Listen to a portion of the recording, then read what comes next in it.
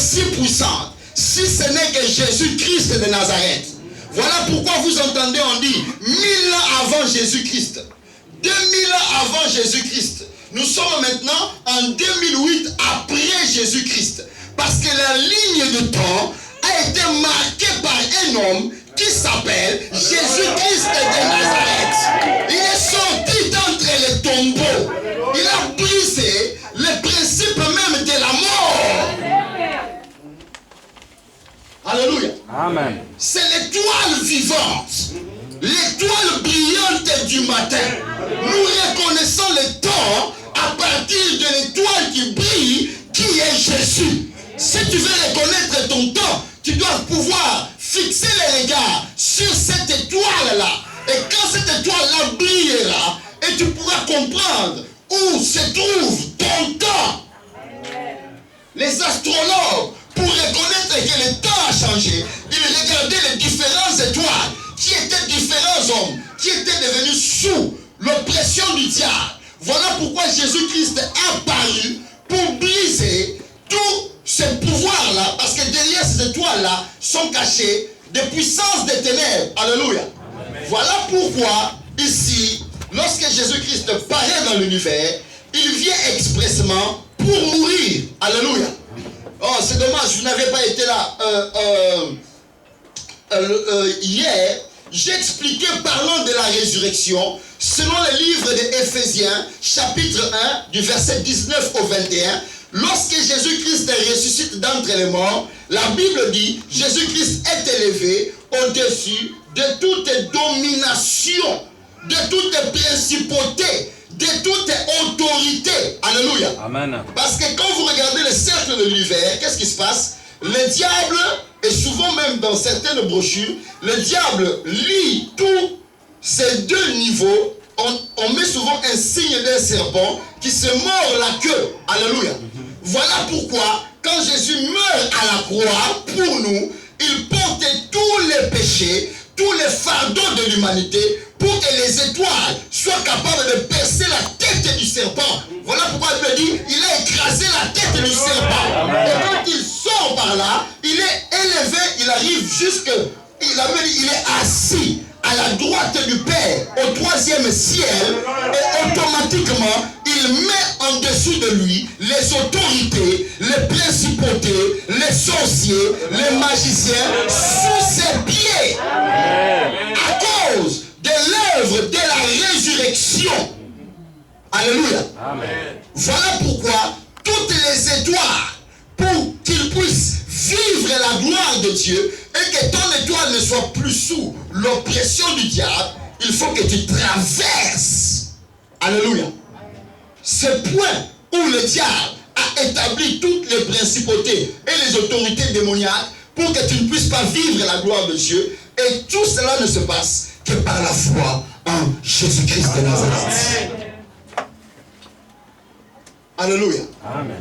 Voilà pourquoi vous voyez, il y a des hommes qui peuvent être intelligents, des personnes qui peuvent être sages, des personnes qui ont des dons, des personnes qui ont des talents, mais ils vivent sous une certaine oppression parce qu'ils n'arrivent pas à quitter ce cercle. Alléluia. Amen. Ils sont toujours sous ce cercle et le diable continue à exercer son autorité dans leur vie. Ainsi, lorsque nous fixons nos regards sur Jésus-Christ, qui est le signe de Dieu, sa révélation doit transformer ta vie. Amen. Amen. Allons rapidement. Matthieu chapitre 12.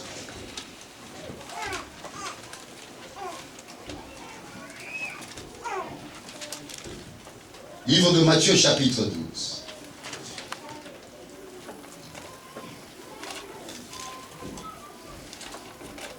Au verset 39.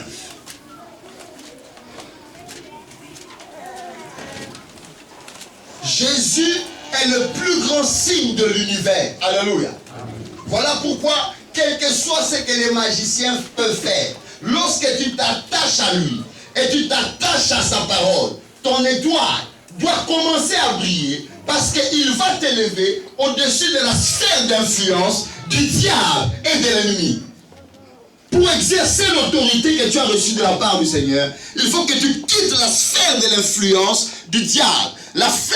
Cette sphère d'influence, c'est tout ce que nous pouvons voir, que ce soit dans le domaine économique, social, politique, toute cette forme d'influence-là. Voilà pourquoi Jésus dit, ne savez-vous pas que vous êtes les sel de la terre?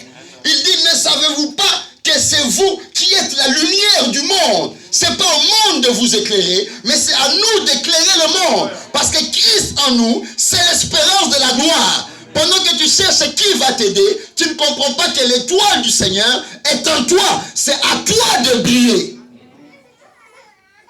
Amen. Amen. La Bible dit dans le livre de Matthieu chapitre 12 au verset 39. Tout le monde est là? Amen. La Bible dit, une génération mauvaise et adultère recherche un signe. Il ne lui sera donné d'autre signe, si ce n'est que celui du prophète Jonas. Car de même que Jonas fut 3 jours et 3 nuits dans le ventre du poisson, de même le Fils de l'homme sera 3 jours et 3 nuits dans le sein de la terre. L'unique signe que Jésus nous donne, afin que nous comprenions que les temps des ténèbres, les temps de l'envoûtement, les temps de la malédiction est passé, c'est sa mort à la croix. Alléluia. Tu n'auras pas un autre signe, si ce n'est que le signe pour lequel Christ a accepté de mourir pour nous à la croix. Il n'y a pas d'autre chemin, si ce n'est que le chemin qui est à la croix. Alléluia. Si tu as perdu ton chemin devant Dieu, reviens à la croix. Toute chose recommencera pour toi. Amen.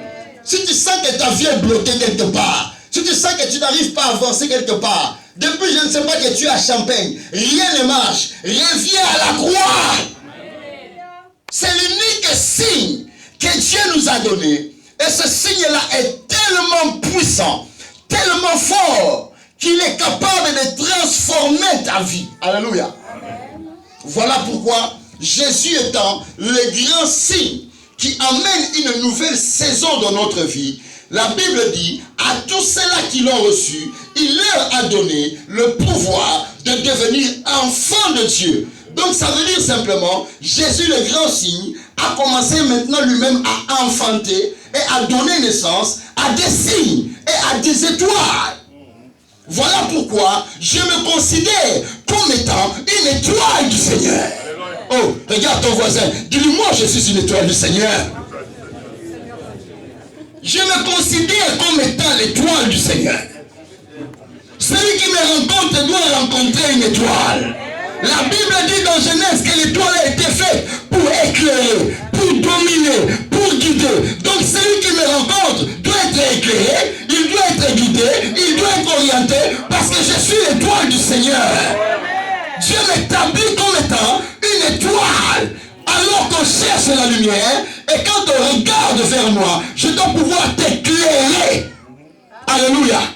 N'attends pas l'éclairage de ta tamoisie, ou de ton oncle, ou de ton grand-père. Tu es l'éclairage, parce que Christ t'éclaire. À tous ceux qui l'ont reçu, il leur a donné le pouvoir de devenir enfants de Dieu. Je suis une étoile du Seigneur. Voilà pourquoi vous voyez des hommes tels que David étaient des étoiles du Seigneur. Parce qu'ils ont compris que pendant qu'Israël pleurait, il fallait une étoile pour vaincre Goliath. Laisse-moi te dire, tu es l'étoile du Seigneur que Dieu veut utiliser pour changer la vie de ta famille. Tu es l'étoile du Seigneur. Surtout nous qui venons de l'Afrique, on pense qu'on doit tous recevoir des Européens. Mais tu oublies que toi-même tu es une étoile. Christ a fait de toi une étoile. Un lion ne peut donner naissance qu'à un lion. Un chat donnera naissance à un chat. Un chien donnera naissance à un chien. Mais si Jésus est une étoile, il doit engendrer des étoiles. Est-ce que quelqu'un me comprend? Si tu me comprends, crie très fort, yes! Oh. On est en Amérique, je dis crie très fort, yes!